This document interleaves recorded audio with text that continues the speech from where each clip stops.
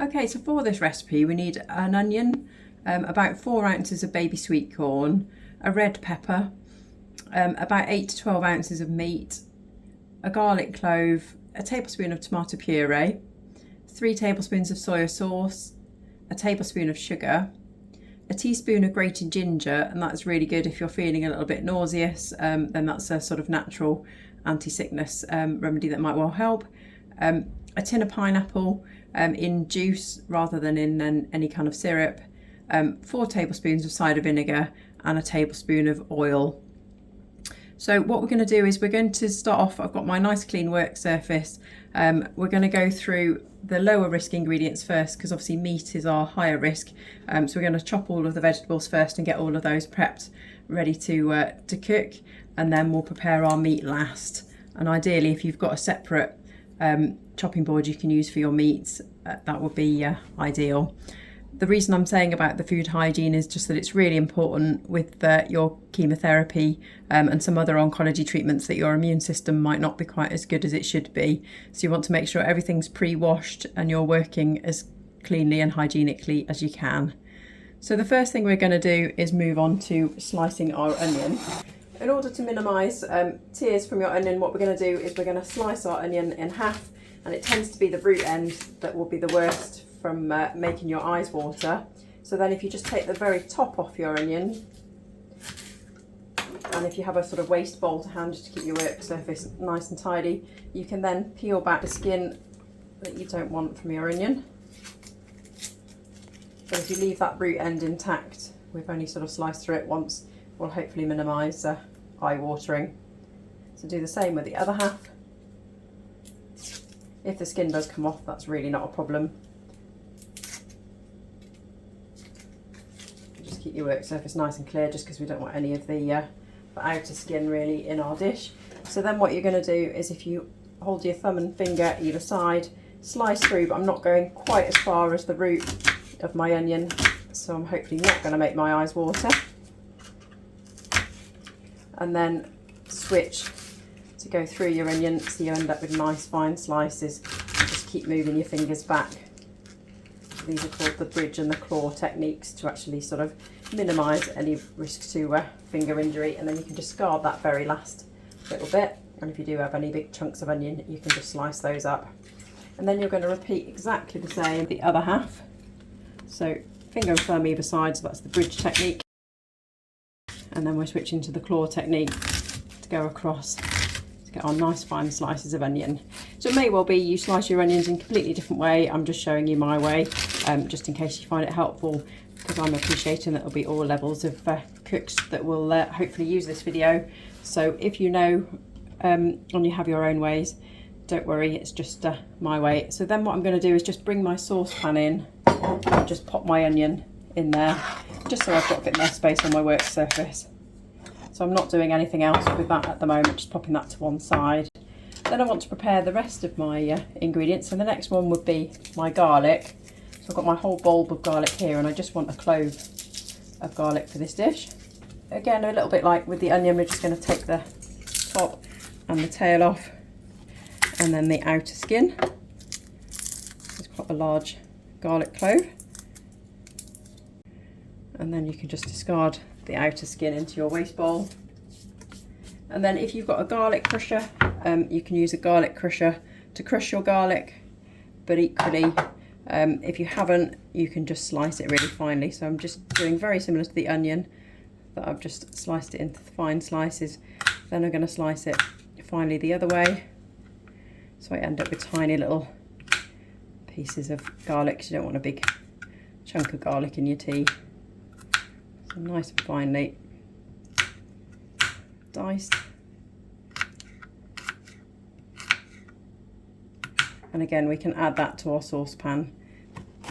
So again, you probably have your own method for how to slice your pepper, but I tend to go around the outside of my pepper so that I can avoid any of the seeds in the middle. So just holding the stalk at the top so your fingers are quite safe, slicing around the edge. So I've got all of my bits of pepper that I want to eat, and then you can discard the middle bit with just the seeds. So then slice into thin slices,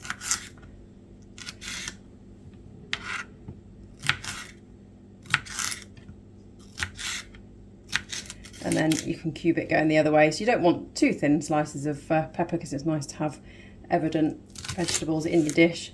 So I'm just going to slice each slice into thirds. Move that along your chopping board just to give you a little bit of space.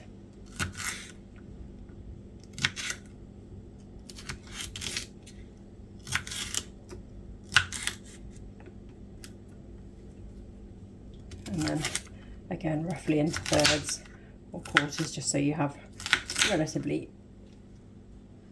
bite-sized chunks of your pepper in your dish.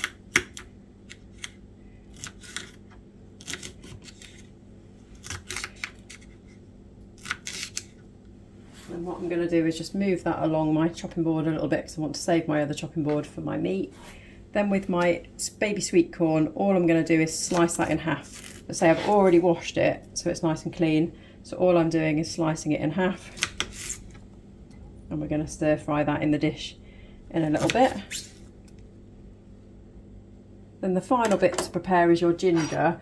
And just to save fingers, what you can do is just use a teaspoon to scrape the skin off your ginger before you're going to grate it. And because it is quite an expensive ingredient, we don't want to waste any. So if you're not going to use it all, pop it in the freezer and you can use it another day. Just go around the edge, just removing that skin. It's much easier than using a veg peeler, and much safer for your fingers. And then just where they've broken it off the stalk, I've got a little bit of a dried bit, so I'm just going to trim the very bare minimum of that. I'm just going to grate roughly about a teaspoon of ginger, because it's quite a strong flavour. I say if you are feeling a little bit on the sick side, it's a really good one to try. And equally, you can also have things like ginger biscuits, ginger cake, even sort of ginger drinks to help relieve a little bit of the sickness. So then you can just scrape off the ginger, add that to your veg, so you get that nice bit of flavour from the ginger into your paradise chicken or whichever meat you're using. And then you just want relatively thin slices of your chicken. And once you've handled this, just make sure you're washing your hands before you then move on to the next bit. My knife's not particularly sharp, so you might prefer to use scissors. It's completely up to you. But relatively thin pieces of your meat. You want to try and make them roughly even sized, just so you know they're going to cook roughly evenly in your stir fry dish in a minute. And make sure with any packet that you've got left over at the end, you're just popping that straight in the bin. So then I've got all of my ingredients prepared and I'm ready to move to the hob area in just a second. Okay, so at the moment we've just got our onions and our garlic in there, and I've not added any oil at the minute. It's always worth measuring out your oil, because you tend to add too much if you just sort of pour freely. So I'm just going to use a wooden spoon full amount of oil, stir my oil around my onions just to make sure they're not going to stick to the bottom of the pan before I turn the heat on. So some people do add their onions to a hot pan, but just to avoid it sort of spitting at you, that's the way I tend to do it. So you just want to fry your onions just for a couple of minutes just to soften them, and then we're going to add the chicken. So just talking about some of the other ingredients in this dish, with the soya sauce that we're going to add, if you have got a particularly sort of altered taste as a result of your treatment or any medication, and you can taste salt a lot, you could always go for a low salt soy sauce, just to help sort of manage that a little bit more. If you've got a sore mouth, then the pineapple juice may make that sting, so you might want to avoid using that, and definitely avoid using the pineapple chunks at the very end, because the enzymes in pineapple can make your mouth sting. But equally, if you've got a bit of a dry mouth as a result of your treatment, then pineapple can actually help stimulate saliva production in the mouth, so it can be really helpful ingredient to include. So my pan's just slowly starting to sizzle, and my onions are just starting to soften. So once your onions are starting to soften, just carefully add your chicken. And before you add any other ingredients, you just want to make sure your chicken's cooked all the way through. So what you're going to do to check if your chicken's cooked is, if you've got a meat thermometer, you could pop that in one of the largest pieces of meat in your dish and check that the temperature is 75 degrees or above. Or if you haven't got one, what you can do is slice your largest piece of chicken in half and just check if it's white all the way through, and then you know it's cooked. So again, we're just being extra vigilant on our food hygiene because of effect on your immune system of some cancer treatments. If your pan does start to sort of sizzle and spit at you, just turn the heat down very slightly. So the meat's had a little while just cooking away, so you're then going to choose your large chunk of meat, check if it's cooked through, and you can see that my meat is white all the way through, so I know that that's cooked. So then what I'm going to do is add the rest of my ingredients. I'm going to very carefully put in my sweet corn, my ginger and my peppers. And then I've got my measuring spoon, so you can use this or you can use a tablespoon to measure. And I want 3 tablespoons of my soy sauce. Then with my cider vinegar, I want 4 tablespoons of cider vinegar.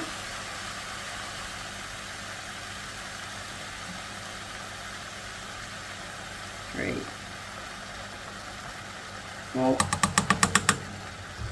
then I've already measured out a tablespoon of sugar, so I'm just going to add that in. And then I'm going to add my tablespoon of tomato puree. So I'm just going to use my wooden spoon to measure that onto. A tablespoon of tomato puree, give that a stir around. Mix all of those ingredients around really well. Then what I'm going to do is with my pineapple chunks, just make sure you've got the chunks and not the rings. If you've got the rings, it's not a problem, you just need to chop those into chunks. I'm not going to add the pineapple at the minute, but I want the juice from the pineapple, so I've just taken part of the lid off and I'm just pouring my pineapple juice in. So that'll help if you've got a bit of a dry mouth, not so good if you've got a sore mouth. And then we're just going to leave that to simmer and our veg to sort of cook through for about 10 minutes. Okay, so my pan has been simmering for sort of 10 minutes and you notice my sweet corn now has gone nice and soft. So my last bit I'm just going to add, I like a lot of pineapple, so I'm going to add the whole of my tin, but if you're not quite so keen, just add a little bit. And this just needs to warm through, doesn't really need to cook. So you're going to stir that round. And then you can serve the dish with boiled rice or mashed potato, or whatever you'd like to. Maybe some noodles would work quite well with it as well. So just serve it with some starchy carbohydrate as you feel you'd like. And then there's your paradise chicken. If you like these recipes and you'd like to see some more, then please let us know. Thanks very much.